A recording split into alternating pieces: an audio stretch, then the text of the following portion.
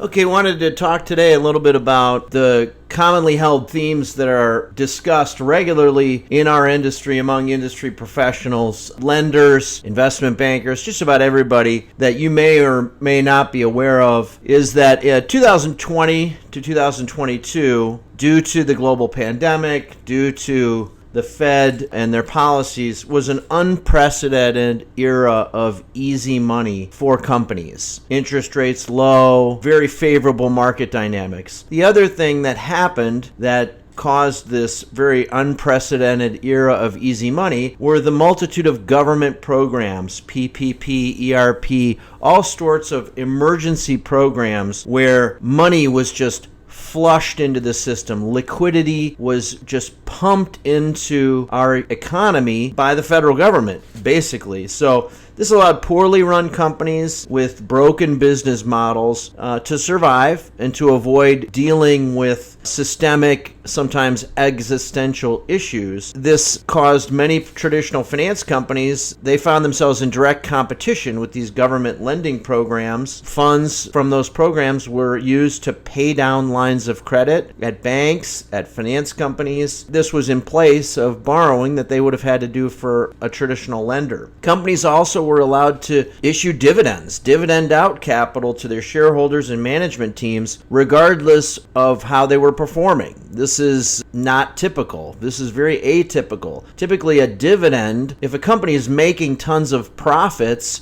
sure, dividend that out to the shareholders. If they're having their best year ever, or for some reason their profit margins are inflated, sure, issue dividends. But if their business model is already kind of broken and they have tight margins, you don't issue dividends. You preserve that capital for a rainy day. That was not a requirement of any of these government programs. Companies avoided laying off unproductive employees or rationalizing expenses, which of course they have to do on a recurring basis. That's a very common management practice that has to be done at all businesses to maintain their competitive edge. All that went away. Well, welcome to 2023. This is what's discussed among market participants, lenders, investment bankers, private equity firms regularly. 2023 and beyond is really a return to more normalized market dynamics, more normalized credit markets, investment markets. Companies have to actually conduct their business like adults, and they have to pay comparatively higher interest rates, but these are more closer to historical norms. This may be a slap in the face to some companies who've not had to make those tough business decisions about expenses and business models. Maybe companies that have lost their competitive edge, gotten a little bit slothful, not really managed inefficiencies well. A return to this more traditional market dynamics that no longer feature artificially low interest rates and massive liquidity injections from government programs, it is going to result in great stress on those low margin businesses and businesses that are technologically obsolete or just simply poorly run. So that's what people really see. The lenders are still lending